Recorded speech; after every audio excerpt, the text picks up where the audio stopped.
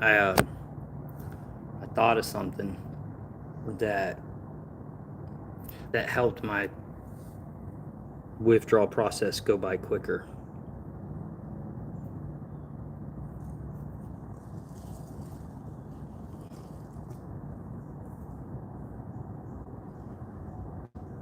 And there's some squirrels going at it. Mm. Mm. Yeah. I'm back again. I'm probably gonna have to drive my other nephew to his school, which is just down the road. But I was thinking about something, man, that I didn't mention earlier. When I came off the Suboxone and the fentanyl, about a week before I came off the fentanyl, I was drinking a shit ton of water, and I was starting to do like push-ups and sit-ups, and I started going for like walks, and then to the point I started running right before I like jumped off of that shit. And I think it sped my process up. Like, instead of being sick fucking a whole month, it was only like 2 weeks. And that never happens. Like, it's never that quick and easy for me. But I think just drinking a shit ton of water and flushing my system, even though I was still using, just it made it, I think, where it came out of my body quicker. So like, even by day 8 and stuff, I was still sweating. But you know, what's up? What socket? Oxy for 6 years, and I'm off methadone for 2 years. I know a couple tricks. If anybody, bro, lay them out there, bro. Let me hear them. Because I think I did it. I think I did it pretty good in the sense of like, probably not, dude. I jumped off a whole strip. What the fuck am I talking about? I was ready to be off of it. But I'd say gabapentin helped with that restlessness a little bit. Nothing really is gonna help, but there's things that can kind of take the edge off a little. Oh, excuse me. Yeah, water is one of the most important things for withdrawals, 100%. Um, let's see. Um, yeah, so I was like starting to like go for runs and walks and shit. Like in the morning, I'd wake up and I'd go for like a 15-minute run. Wasn't a lot, but by the time I got back to the house, I was soaking, right? So I would sweat. And then when I jumped off the Suboxone, I didn't even feel like shit till like 3 days later, right? So those first 3 days, I continued to walk and work out without the Suboxone. And I believe because of that, instead of withdrawing for like a month, it was only like 14 days, maybe, if that. Gabapentin will definitely help. Yeah, you're not kidding, dude. That shit was a big help. And if you can drink water as if you're savory, or exercise as if you can. Hold on, man. Fuck my eyes, bro. I'm sorry, y'all. Okay, that's way better. As if you're savior, and exercise as if your cure is definitely going to reduce the suffering by a huge amount. I believe it did 100%. Yeah, water is one of the most important. Dude, water's very important. Like, very important.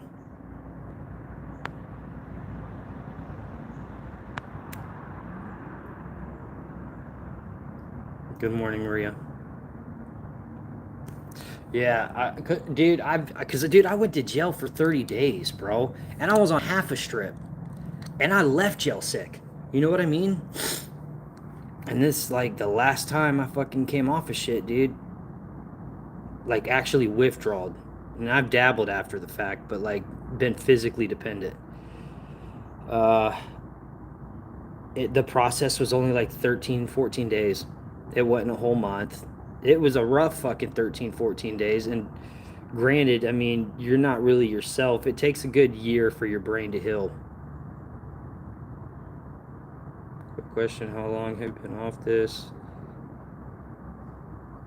I've been at this. Something like that, man. I honestly don't count. I couldn't tell you. Something like,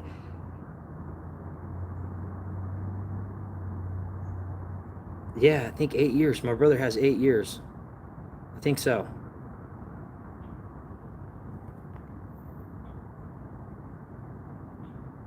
I've been doing this shit for a long time, man,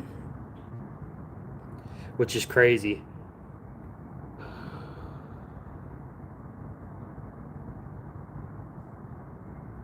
God, some of the shit that I admitted on this channel. It's not a good look, you know what I mean? But I know it helps y'all and shit. So to me, it's worth it. You know what I say, like, is that my past is bad, but it doesn't define who I am. And I tell you guys, like, my deep, dirty secrets and the shit that I've done because I know I'm not alone. I know you guys can relate.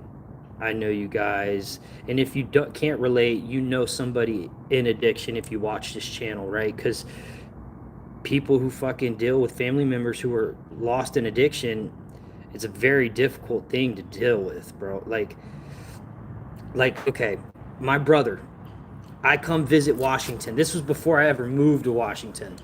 I'm staying in a house with no water, no electricity. Basically,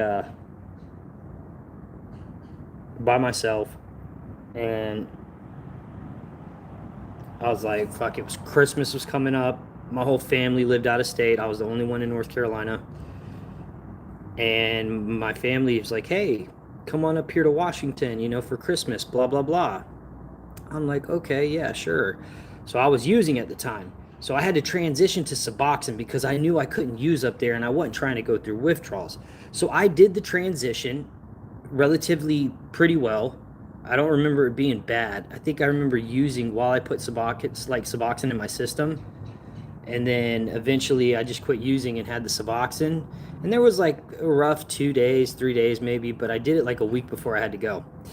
So then I go up to Washington and shit and fucking I'm at his house, we're hanging out and shit. He lives in this like neighborhood that's on this hill, so it's got a view. And he hits me with a fucking my whole family. I was so pissed, dude. Like, I thought it was weird because I'm upstairs and all of a sudden Derek comes upstairs and he's like, hey, come down here, I want to talk to you. I was like, well, talk to me. Okay.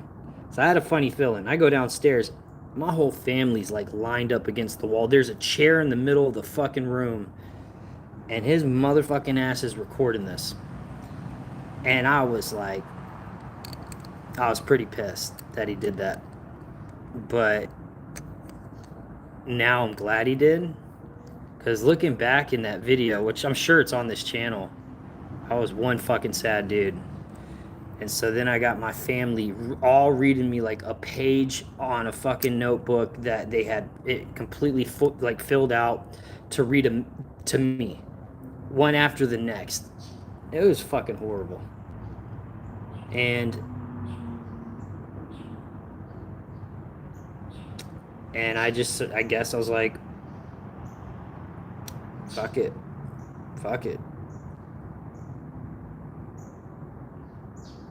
Drinking soda or sugar snacks.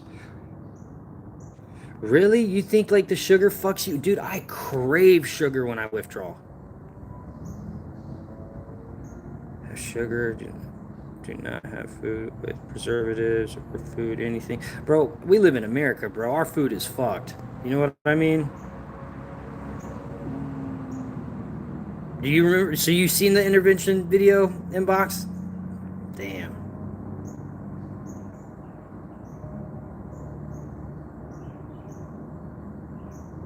Yeah, dude, I'm telling you, dude, I fucking every morning, even when I started to withdraw, I fucking went on a walk that morning. And that was the last time I went on a walk for like fucking a week or so because I was so sick.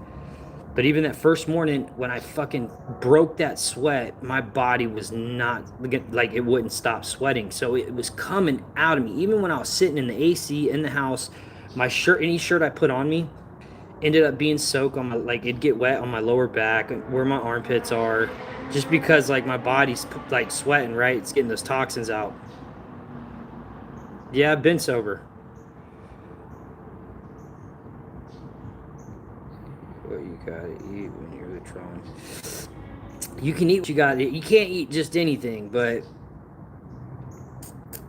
it's definitely smarter to eat better while you're withdrawing, dude. Because shit. The shit we put in our bodies as it is, man.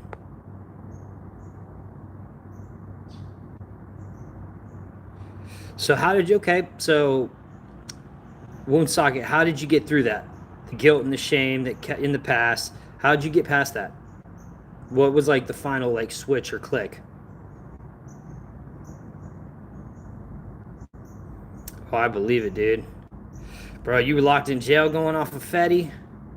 Fuck.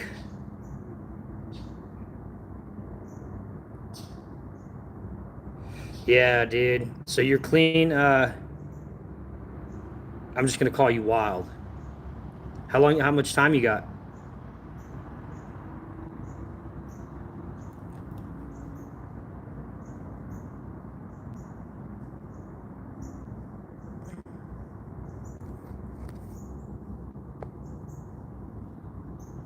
1 year sober. Wow. Good shit, bro. Heck yeah. Fuck yeah. That's what I like to hear, bro.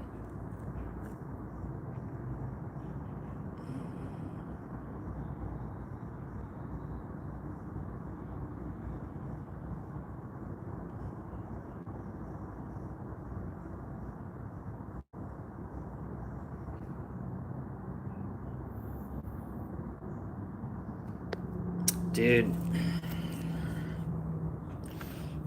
when I came off of fentanyl, nothing compares to it. It's like the Suboxone can be unbearable, but it's like not as intense. I don't know how to explain it. It's like it's not the same. That's for sure.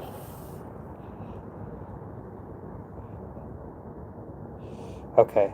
I was locked up for 6 months in the facility. Oh, you dried out for sure. In Mexico, and it was hell. I was eating the same spoiled vegetable soup and also slave working 12-hour days, peeling vegetables. They forced you to work? Damn. Hell nah. Well, there ain't shit you can do when you go, because if you don't work, I'm sure they'd fuck you up. You know?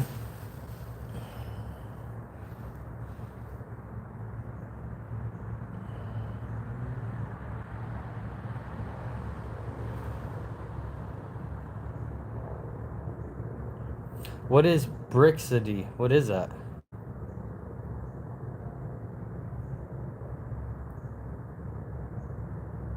Weekly for us to be in it. Oh my god. So it was like a work because okay, wow. That's crazy.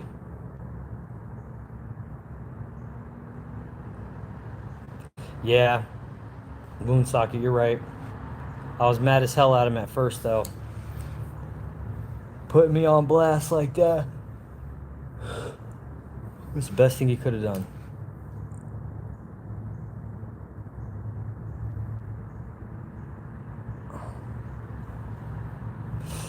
Yeah, we can be.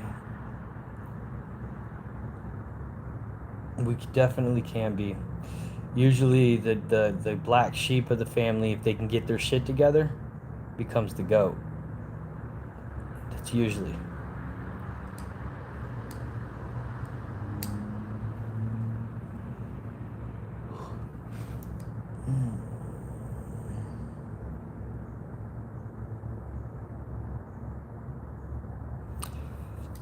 They're also the fucking smartest, bro.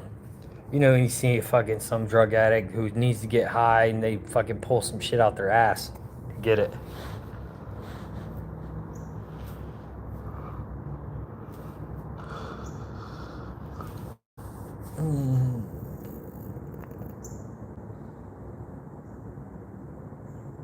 Yeah. Shit.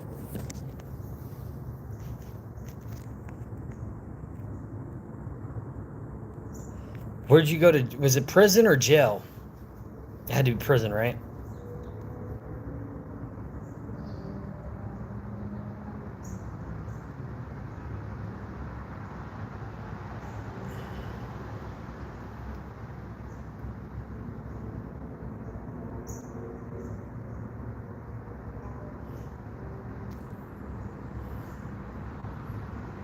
They put you in handcuffs?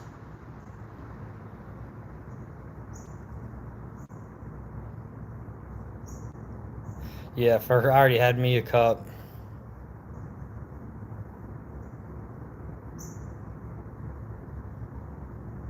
No fucking way, bro. You went to some kind of crazy shit.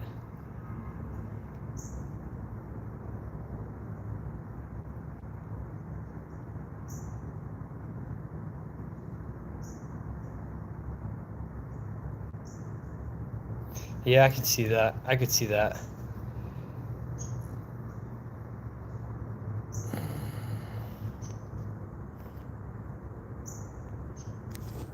Shit.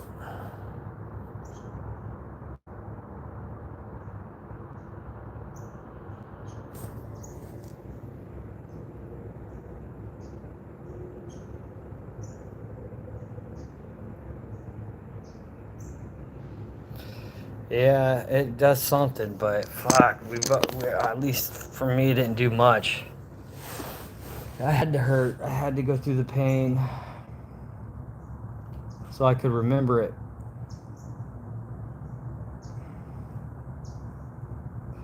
Because I'm an easy forgetter.